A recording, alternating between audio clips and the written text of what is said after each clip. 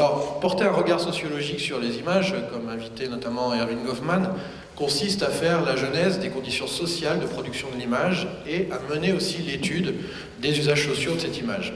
Alors ici, faute de pouvoir mener jusqu'au bout l'étude totalement approfondie de ces deux aspects, j'aimerais émettre un certain nombre d'hypothèses.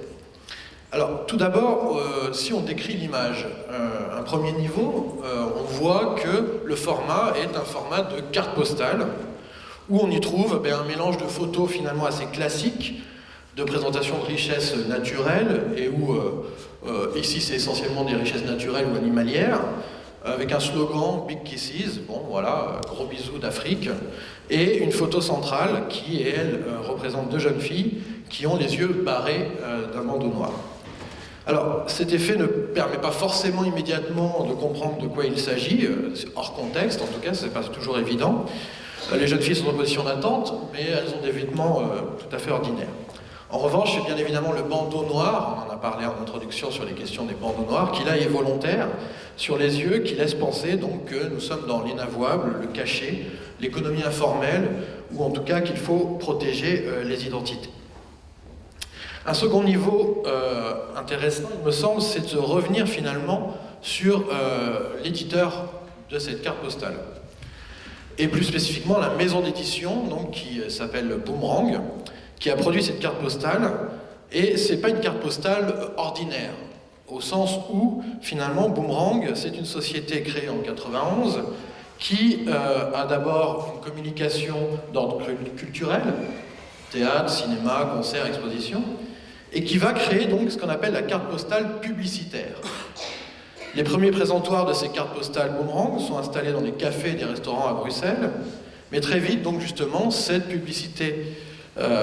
société s'est ouverte à la publicité commerciale et étendue donc en dehors de Bruxelles, largement en Belgique. Alors des présentoirs sont apparus dans des lieux très divers, que ce soit les cinémas, les bibliothèques, les centres sportifs, les universités, les magasins de disques, bon, des lieux largement fréquentés aussi par des jeunes, et c'est effectivement un des publics ciblés, les 15-34 ans, par cette société. Alors, juste pour donner une idée, en 2005, justement, la société disposait de 1900 présentoirs, donc essentiellement en Belgique. Alors, une fois qu'on a dit ça, on voit que finalement, on est face à un double détournement.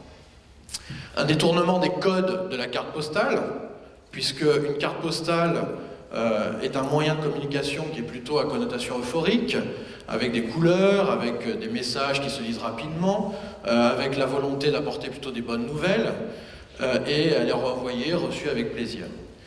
Ici, il y a une utilisation militante, en fait, d'un support publicitaire gratuit et nouveau.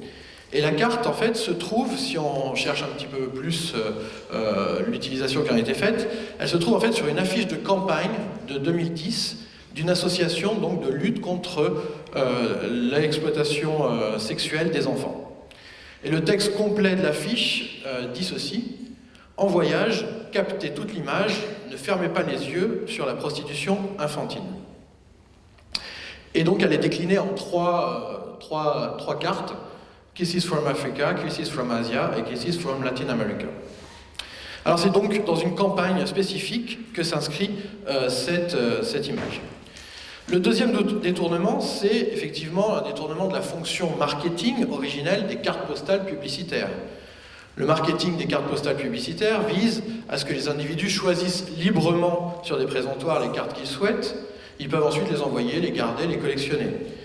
Et donc, on peut s'attendre finalement, c'est l'objectif de ces cartes, à ce que tout le plaisir lié au parcours de la carte postale rejaillisse finalement de façon positive sur la marque qui procure ce plaisir, c'est-à-dire la marque qui offre la carte postale.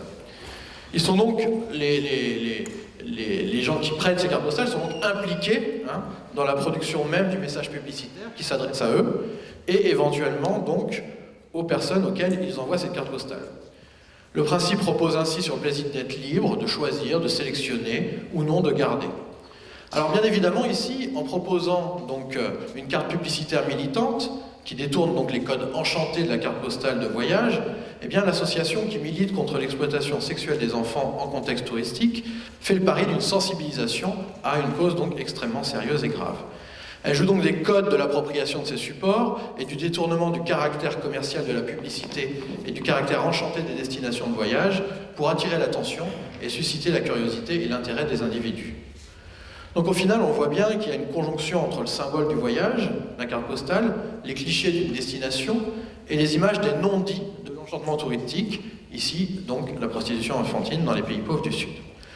Alors, si on prend un peu de recul et qu'on essaye donc de contextualiser cela dans des analyses un peu plus générales, on peut citer notre collègue Jean-François Stazac, ici présent, que je salue, et qui nous dit dans cet ouvrage, généralement défini comme un déplacement visant à recourir dans le lieu de destination à des services sexuels commerciaux auprès de populations autochtones, le tourisme sexuel nécessite aussi une échelle spatiale et temporelle qui fasse sortir le client de son univers quotidien pour le projeter dans un territoire autre, fortement exotisé et érotisé.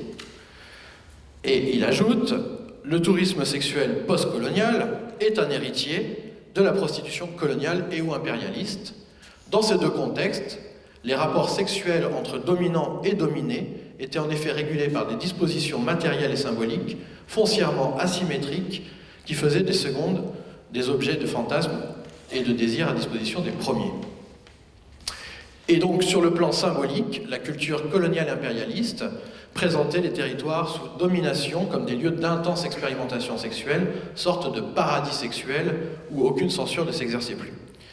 Alors, plusieurs travaux, bien évidemment, sur le tourisme sexuel contemporain, je pense aussi aux travaux de Sébastien Roux, notamment, ont pu montrer comment, finalement, ces différentes dimensions de l'enchantement par l'exotisation et l'érotisation de l'autre reproduisent des images, donc, je reprends l'expression qui est dans le livre, de sexcapes. Du coup, ici, on est un petit peu en décalage par rapport à cela, puisque dans le cas de cette image, il ne s'agit pas vraiment en fait, de tourisme sexuel dans son ensemble, mais d'une dénonciation de l'exploitation sexuelle des enfants dans le contexte touristique. Globalement, rares sont les auteurs finalement en sciences sociales à avoir interrogé les violences sexuelles sur mineurs.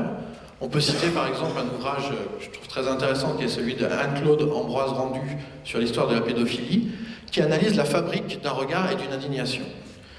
En contexte touristique, finalement, des actions au niveau international sont menées dès les années 80. Ce sont par exemple donc, les campagnes donc, du réseau End Child Prostitution in Asia Tourism, qui est donc à l'origine aussi donc, de la filière belge qui a produit cette campagne avec cette carte. Et donc, ces réseaux produisent des campagnes qui focalisent donc les préoccupations morales sur les mineurs au lendemain en fait d'une convention qui va marquer un peu le départ de ce militantisme, qui va être la Convention internationale des droits de l'enfant en 1989, qui inscrit donc l'enfance comme une nouvelle priorité éthique.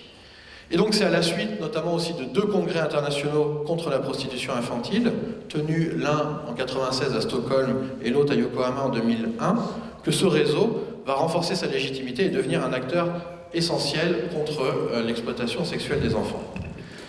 Et donc c'est bien une organisation qui va engager une stratégie planétaire de communication en diversifiant donc ces différents espaces d'indignation. En 1999, un code mondial d'éthique du tourisme est adopté par l'OMT et le texte stipule, je cite, c'est cité par Franck Michel, que l'exploitation des êtres humains sous toutes ses formes, notamment sexuelles et spécialement lorsqu'elle s'applique aux enfants, porte atteinte aux objectifs fondamentaux du tourisme et constitue la négation de celui-ci. La portée de ce code reste malheureusement encore trop symbolique. Alors, pour finir, on peut faire donc l'hypothèse que dans le cadre de la lutte contre le tourisme sexuel, depuis les années 80, eh bien, les associations contre l'exploitation sexuelle des enfants ont dû renouveler leur stratégie de communication et de sensibilisation dans les années 2000 face à potentiellement une relative perte de vitesse. En fait, en parallèle avec un arsenal juridique et judiciaire croissant, la communication s'appuyant sur les images les plus crues et les plus violentes a pu avoir des effets finalement de lassitude auprès des publics et engendrer donc de nouvelles stratégies. C'est une hypothèse qui me semble intéressante à étudier, puisque c'est dans ce contexte que le détournement des codes de l'enchantement de la carte de voyage intervient, faisant jouer finalement le couple utopie-dystopie, euphorique-dysphorique, de manière à provoquer la réaction. Pour conclure, ce que l'on ne sait pas, et ce qu'il faudrait sans doute faire, ce qui pourrait être très intéressant, c'est de se demander bien évidemment Dans quelles conditions ces cartes postales publicitaires ont été diffusées? Est-ce qu'elles ont été mises en service comme les autres cartes produites par Boomerang, ou au contraire, elles ont servi uniquement d'envoi ciblé à des campagnes de sensibilisation de l'association? Quels ont été les publics de ces cartes? Cela dépend bien évidemment du mode de diffusion. Quels ont été les modes d'appropriation de ces cartes postales? Est-ce qu'elles ont circulé?